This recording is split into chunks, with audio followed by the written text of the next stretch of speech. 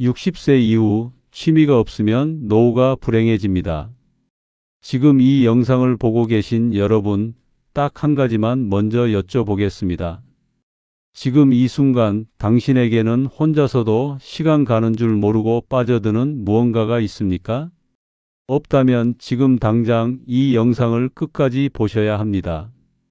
왜냐하면 취미가 없는 노후는 조용히 그리고 아주 천천히 당신을 망가뜨리기 때문입니다. 소리도 없이, 예고도 없이 많은 분들이 노후 준비를 돈 문제로만 생각하십니다. 연금이 얼마고 저축이 얼마고 부동산이 얼마나 있는지, 물론 그것도 중요합니다. 하지만 제가 수백 명의 시니어들을 만나고 그분들의 이야기를 듣고 또 제 주변을 오랫동안 관찰해온 결과 돈보다 먼저 무너지는 것이 있었습니다. 그건 바로 하루하루를 채울 이유였습니다. 퇴직하고 나서 처음 한두 달은 괜찮습니다. 이제 쉴 수 있다는 해방감이 있거든요.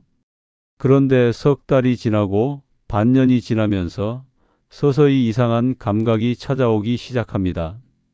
아침에 눈을 떴는데 오늘 뭘 해야 할지 모르겠는 그 감각, 밥을 먹었는데 왜 먹었는지 모르겠는 그 공허함, TV를 켜놓고 앉아 있는데 사실 아무것도 보고 있지 않은 그 멍함, 그게 바로 노후 붕괴의 시작입니다.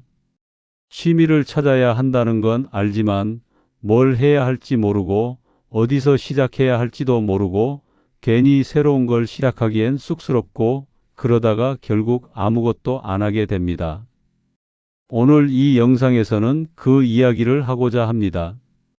60세 이후의 삶을 진짜로 행복하게 만들어주는 취미가 무엇인지, 어떻게 시작해야 하는지, 그리고 왜 취미가 단순한 시간 때우기가 아니라 당신의 건강과 관계와 자존감을 지켜주는 마지막 보루인지, 끝까지 보시면 오늘 집에 돌아가서 뭔가 하나는 바꾸게 될 겁니다. 취미 없는 노후가 어떻게 사람을 망가뜨리는가? 먼저 한 분의 이야기부터 시작하겠습니다. 경기도 수원에 사시는 박동철 씨는 올해 66입니다. 38년을 중소기업 공장장으로 일하셨습니다. 새벽 6시에 출근해서 밤 9시에 퇴근하는 생활을 수십 년 하셨죠.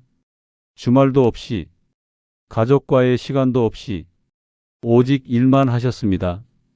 63세에 퇴직하셨을 때 주변에서는 모두 부러워했습니다. 이제 편하게 사셔도 되겠네요. 그동안 고생 많으셨잖아요. 이제 쉬세요. 그런데 박동철 씨는 퇴직 후 6개월 만에 병원 신세를 지게 됩니다. 우울증이었습니다. 그분이 제게 이렇게 말씀하셨어요. 선생님, 저 솔직히 말씀드리면 퇴직하고 나서 처음에는 진짜 좋았어요. 이제 내 시간이다 싶었거든요. 근데 막상 하루 종일 집에 있으니까 뭘 해야 할지를 모르겠더라고요. 아내는 자기 생활이 있고 자식들은 바쁘고 오전에 청소하고 점심 먹고 낮잠 자고 TV 보고 저녁 먹고 자고 그게 하루였어요. 그러다가 어느 날 아침에 눈을 뜨는데 오늘도 또 이렇게 살아야 한다는 생각이 드는 거예요. 근데 그게 너무 무서웠습니다. 박동철 씨는 일이 곧 자신이었던 분입니다. 일이 정체성이었고 역할이었고 이유였습니다. 그런데 그 일이 사라졌을 때 자신도 함께 사라진 느낌이 들었던 겁니다. 이건 박동철 씨만의 이야기가 아닙니다. 지금 이걸 보고 계신 분들 중에도 비슷한 감각을 가지고 계신 분들이 분명히 있을 겁니다. 의학적으로도 증명된 사실입니다. 퇴직 후 사회적 역할과 일상적 활동이 사라지면 뇌는 급격히 자극을 잃습니다. 그 결과로 인지 기능이 저하되고 우울감이 찾아오고 면역력이 떨어집니다. 실제로 퇴직 후 2년 이내에 건강이 급격히 나빠지는 사례가 통계적으로도 뚜렷하게 나타납니다. 취미는 그냥 즐거운 게 아닙니다. 취미는 뇌를 살리는 산소입니다. 그런데 여기서 대부분 무너집니다. 나는 이 나이에 뭔 취미야 라고 스스로 선을 긋고 아무것도 시작하지 않는 겁니다. 그 선이 당신을 가두는 감옥입니다. 그럼 60대 이후 최고의 취미는 어떤 게 있을까요? 제가 오늘 여러분께 60대 이후 가장 좋은 취미 5가지를 추천해 드리겠습니다. 첫 번째는 글쓰기와 기록입니다. 60세 이후에 시작할 수 있는 취미 중에서 제가 첫 번째로 꼽는 것은 바로 글쓰기와 기록입니다. 글쓰기요?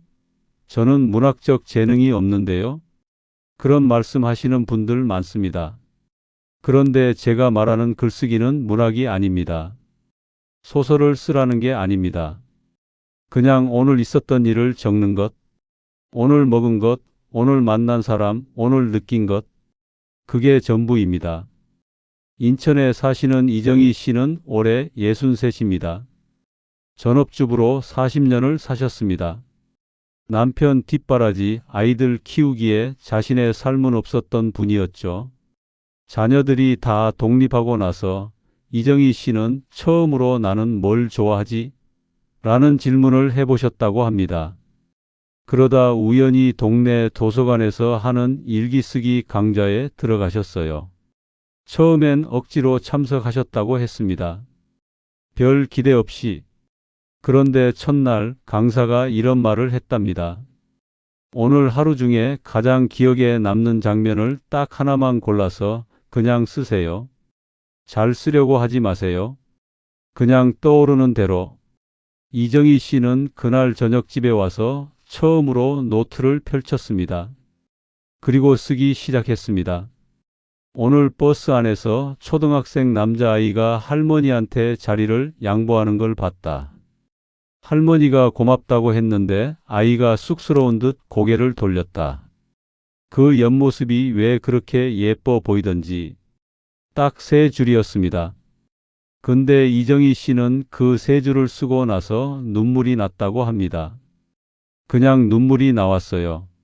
오랫동안 나 자신한테 관심을 안 가지고 살았던 것 같아서요. 내가 뭘 보고 예쁘다고 느끼는지, 뭘 보고 마음이 따뜻해지는지를 한 번도 돌아본 적이 없었던 거잖아요. 그게 시작이었습니다. 이정희 씨는 지금 3년째 매일 일기를 씁니다. 노트만 12권이 쌓였습니다. 그리고 작년엔 그 일기를 바탕으로 작은 자서전을 만들어서 가족들에게 선물했습니다. 이정희 씨 딸이 이렇게 말했다고 합니다. 엄마, 나는 엄마가 이렇게 많은 걸 느끼면서 살았는지 몰랐어. 엄마가 이런 사람인지 처음 알았어. 글쓰기는 단순한 취미가 아닙니다. 그건 자신을 되찾는 작업입니다. 수십 년 동안 남을 위해 살아온 분들에게 글쓰기는 처음으로 자신에게 집중하는 시간을 만들어줍니다. 그리고 뇌 건강에도 탁월합니다. 글을 쓸 때 뇌는 기억을 끌어내고 언어를 조직하고 감정을 처리합니다. 이 과정이 치매 예방에 직접적으로 관련이 있다는 연구 결과가 수없이 많습니다. 당신의 이야기는 충분히 쓸 가치가 있습니다. 당신이 살아온 인생은 그 어떤 소설보다 깊고 진합니다. 두 번째는 걷기와 자연 탐방입니다. 이걸 모르면 정말 늦습니다. 많은 분들이 운동을 해야 한다는 건 압니다. 근데 헬스장 등록하고 2달 다니다가 그만두는 패턴 한두 번쯤 겪어보셨죠? 왜 그렇게 될까요? 재미가 없기 때문입니다. 운동이 아무리 몸에 좋아도 즐겁지 않으면 지속이 안 됩니다. 그래서 제가 두 번째로 추천하는 취미는 단순한 걷기가 아니라 걷기의 목적과 이야기를 붙인 자연 탐방입니다. 부산에 사시는 김영수 씨는 올해 69입니다. 전직 고등학교 수학교사였습니다. 퇴임 후에 고혈압에 당뇨까지 생기셨고 의사로부터 무조건 걸으세요 라는 말을 들으셨죠. 그런데 그냥 걷는 게 너무 심심하셨다고 합니다. 어느 날 둘레길을 걷다가 우연히 이름 모를 야생화 하나를 발견하셨어요. 하얗고 작은 꽃이었는데 뭔지 몰라서 스마트폰으로 찍어서 검색해 봤습니다. 그게 광대나물이라는 꽃이었고 봄에만 피는 야생화라는 걸 알게 됐습니다. 그 순간부터 뭔가가 달라졌습니다. 그 다음 날도 걷는데 이번엔 뭔가 또 있나 찾으면서 걷게 되더라고요. 진짜 보물찾기처럼. 그전에는 그냥 아무 생각 없이 발만 움직였는데 이제는 눈이 달라진 거예요. 김영수 씨는 그 이후로 야생화 사진을 찍기 시작했습니다. 스마트폰으로 찍었다가 나중엔 중고 카메라를 하나 구입했습니다. 지금은 계절마다 달라지는 식물들을 기록한 앨범이 수천 장이 넘습니다. 그런데 더 중요한 변화가 있었습니다. 걷다 보니 같은 길을 걷는 사람들과 자연스럽게 이야기를 나누게 됐습니다. 야생화 이야기를 하다가 친해진 사람, 사진 찍는 법을 알려달라고 해서 가르쳐준 사람, 그렇게 새로운 인간관계가 만들어졌습니다. 지금 김영수 씨는 동네 야생화 탐방 모임 대장을 맡고 있습니다. 매주 토요일 15명이 함께 걷습니다. 당뇨 수치도 많이 좋아졌고 고혈압 약도 줄였습니다. 걷기는 가장 쉽고 가장 싸고 가장 오래 할 수 있는 취미입니다. 그런데 여기서 대부분 무너집니다. 그냥 걸으면 금방 실증이 납니다. 걷기에 목적을 붙이십시오. 꽃을 찾든 새를 관찰하든 마을의 역사를 탐방하든 걸을 이유가 생기면 다리가 먼저 움직입니다. 걷는 사람은 늙지 않습니다. 멈추는 사람이 늙는 겁니다. 세 번째는 배움과 강의 듣기입니다. 지금 이걸 하고 계신 분들 많습니다. 유튜브 켜고 드라마 보고 뉴스 보고 그게 하루 미디어 소비의 전부인 분들. 뭔가 잘못됐다는 건 느끼는데 바꾸기가 쉽지 않죠. 제가 세 번째로 추천하는 취미는 배움, 즉 공부입니다. 60이 넘어서 무슨 공부입니까? 이렇게 말씀하실 분들 분명히 계십니다. 그런데 제가 말하는 공부는 입시 공부가 아닙니다. 시험을 위한 공부가 아닙니다. 내가 궁금했던 것을, 내가 알고 싶었던 것을 처음으로 배우는 공부입니다. 대전에 사시는 최순자 씨는 올해 66입니다. 초등학교를 겨우 마치고 평생 식당을 운영하셨습니다. 배움에 대한 한이 있으신 분이었어요. 항상 나는 배운 게 없어서 라는 말을 달고 사셨습니다. 어느 날 막내딸이 이런 말을 했습니다. 엄마, 요즘 유튜브에 역사 강의도 있고 철학 강의도 있고 다 공짜야. 엄마가 항상 역사에 관심 있다고 했잖아. 최순자 씨는 반신반의하며 딸이 알려준 역사 채널 강의를 하나 틀었습니다. 조선시대 이야기였습니다. 세상에 그게 그렇게 재미있더라고요. 저 어릴 때 역사 공부 제대로 못했잖아요.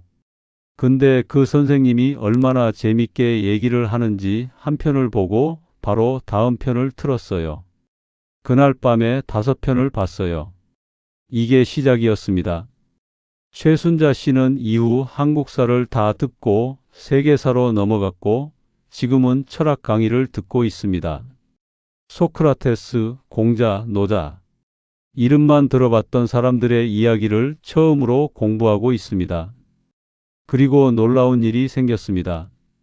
동네 경로당에서 어르신들이 뉴스 이야기를 할 때 최순자 씨가 역사적 배경을 설명해 주기 시작했습니다. 어르신들이 저한테 와서 물어봐요. 순자 씨, 이거 어떻게 된 거야? 하고. 저 사실 거기서 조금 뿌듯합니다. 배움은 자존감입니다. 알게 될수록 자신이 더 커집니다.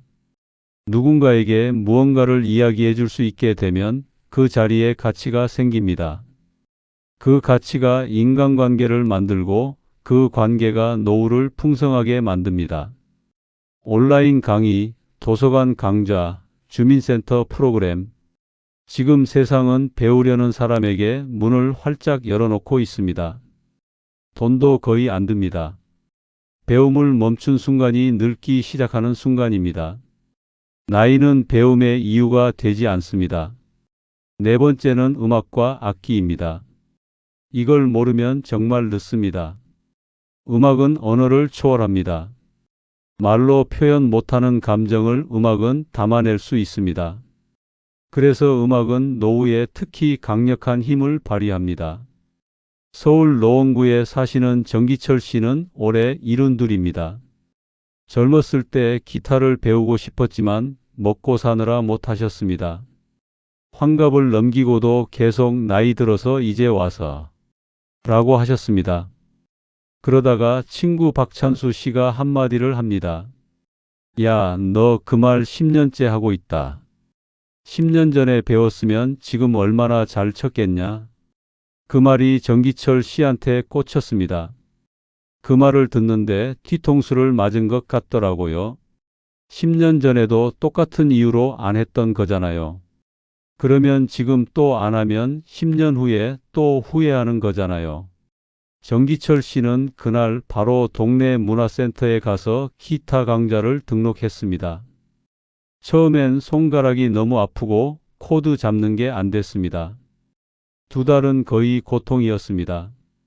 그런데 석 달째 되는 날 처음으로 아리랑을 끊기지 않고 연주했습니다. 그 순간 정기철 씨는 혼자 집에서 울었다고 합니다. 아무도 없는 거실에서 혼자 기타 치면서 울었어요. 왜 우는지도 몰랐는데? 근데 나중에 생각해 보니까 60년 넘게 살면서 처음으로 내가 원하는 걸 내 힘으로 해낸 것 같은 느낌이 들어서 그랬던 것 같아요. 정기철 씨는 지금 기타 동아리에서 활동합니다. 매달 한 번씩 주민센터 공연에도 나갑니다. 관객 대부분이 동네 어르신들이지만 그 박수 소리가 세상에서 제일 큰 박수 소리라고 하십니다. 악기는 기타만이 아닙니다. 오카리나, 하모니카, 우쿨렐레, 드럼. 노래를 배우는 것도 훌륭한 선택입니다. 노래방에서 혼자 부르는 것도 좋지만 합창단에 들어가면 사람도 만나고 음악도 즐기고 일석이조입니다. 음악은 뇌를 가장 복합적으로 자극하는 활동 중 하나입니다. 손을 움직이고 리듬을 느끼고 감정을 표현하는 이 모든 과정이 뇌의 여러 영역을 동시에 활성화합니다. 치매 예방에 있어서 음악의 효과는 의학적으로도 충분히 입증되어 있습니다. 늦었다고 생각하는 그 순간이 사실은 가장 빠른 순간입니다. 지금 시작하면 됩니다. 5번째는 요리와 나눔입니다. 지금 이걸 하고 계신 분들 많습니다.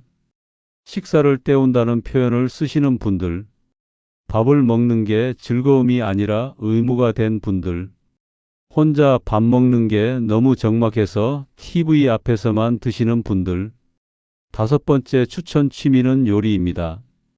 그것도 그냥 먹기 위한 요리가 아니라 누군가와 나누기 위한 요리. 충북 청주에 사시는 한상봉 씨는 올해 68입니다. 40년을 공무원으로 사셨습니다. 밥은 항상 아내가 차려줬고 부엌에는 거의 들어간 적이 없으셨습니다. 아내가 몇 해 전에 먼저 세상을 떠나시고 나서 한상봉 씨는 처음으로 밥을 혼자 해결해야 했습니다. 처음엔 편의점 도시락이랑 배달 음식으로 버텼어요. 근데 그게 얼마나 가겠어요. 돈도 너무 많이 들고. 그래서 라면이라도 끓여야겠다 싶어서 냄비를 꺼냈는데 한상봉 씨는 쑥스럽게 웃으면서 이렇게 말했습니다. 라면을 어떻게 끓이는지를 몰랐습니다.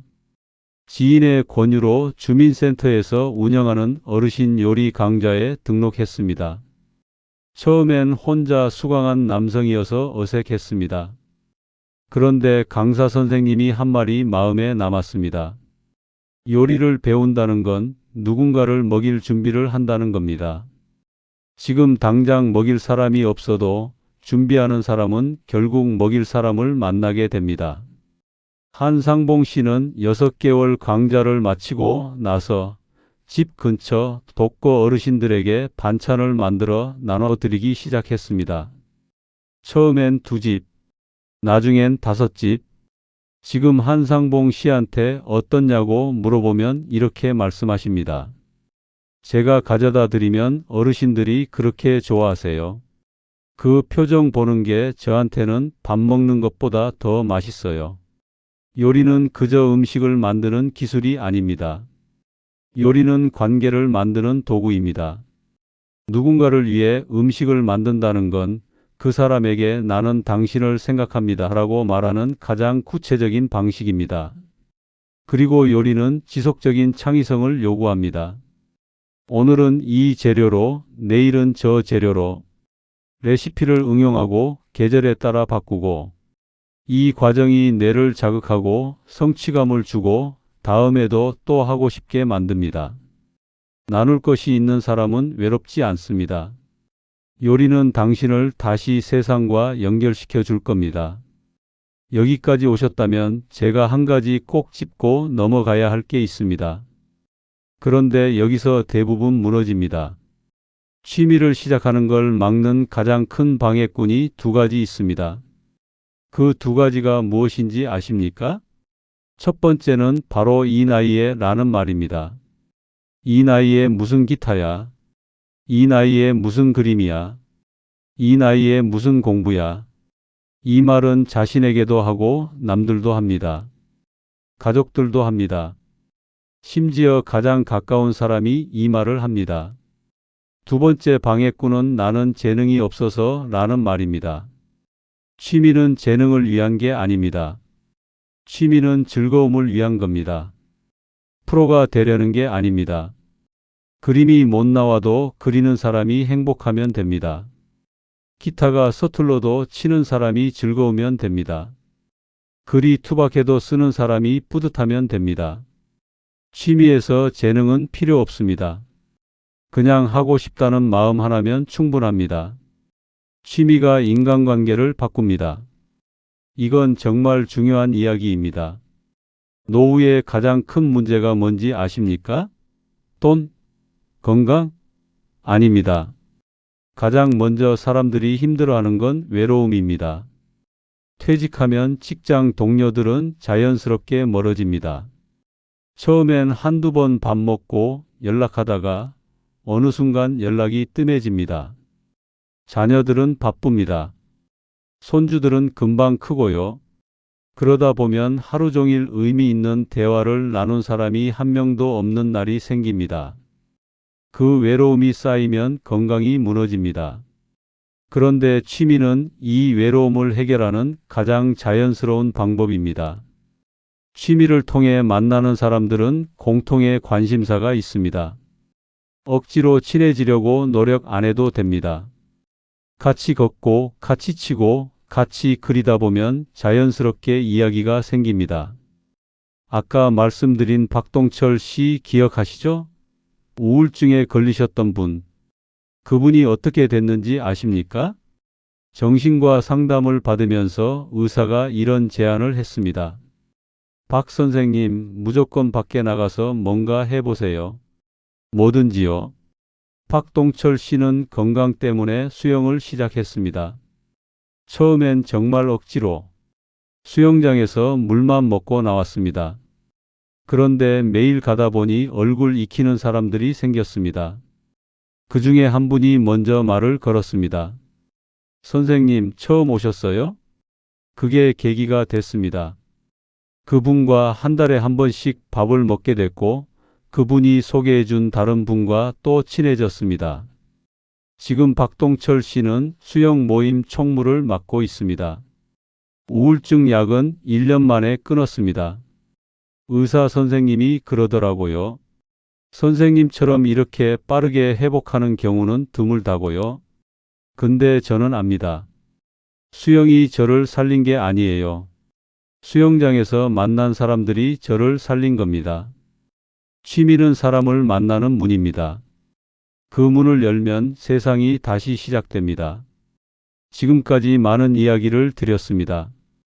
글쓰기, 걷기와 자연 탐방, 배움, 음악, 요리. 그리고 취미가 왜 노후의 외로움과 건강과 자존감을 지켜주는지. 그런데 저는 지금 이 마지막에 와서 사실 가장 하고 싶은 말을 하려고 합니다. 당신은 충분히 잘 살아오셨습니다. 수십 년을 일하고 가족을 위해 희생하고 남들 눈치 보고 내 것보다 남의 것을 먼저 챙기며 살아왔습니다. 그게 당신 세대가 살아온 방식이었고 그 방식으로 이 나라를 이 자리까지 올려놓으셨습니다. 그런데 이제는 정말로 이제는 당신 차례입니다. 당신이 좋아하는 것을 할 차례. 당신이 하고 싶었던 것을 할 차례. 누군가의 허락을 받지 않아도 되는 차례. 재능이 있어야 할 필요도 없고 잘해야 할 필요도 없고 그냥 좋아하면 되는 차례. 60세 이후의 삶은 끝이 아닙니다. 어쩌면 진짜 당신의 삶이 시작되는 시간입니다. 남을 위해서가 아니라 처음으로 온전히 나 자신을 위해 사는 시간. 물론 알고 있습니다. 쉽지 않다는 걸, 몸이 예전 같지 않다는 걸, 외로운 날이 있다는 걸, 가끔은 살아있다는 것 자체가 무겁게 느껴질 때도 있다는 걸. 그럼에도 불구하고 저는 이렇게 말씀드리고 싶습니다. 오늘 이 영상을 보신 여러분 중에 딱 한 분만이라도 오늘 집에 돌아가셔서 노트 한 권을 사신다면, 아니면 내일 아침 산책을 나가면서 꽃 한 송이를 찾아보신다면, 아니면 오랫동안 하고 싶었던 악기 강좌를 검색해 보신다면 그걸로 충분합니다. 그게 시작입니다. 삶은 아직 당신 편입니다. 그리고 가장 아름다운 계절은 아직 오지 않았을지도 모릅니다. 지금 시작하십시오.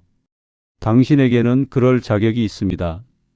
이 영상이 도움이 되셨다면 구독과 좋아요, 댓글, 공유까지 부탁드립니다. 댓글에 여러분이 해보고 싶은 취미 혹은 지금 하고 계신 취미를 하나씩 적어주세요. 제가 한 분 한 분 읽겠습니다. 여러분의 이야기가 또 다른 누군가에게 용기가 될 수 있습니다. 다음 영상에서도 찾아오겠습니다. 감사합니다.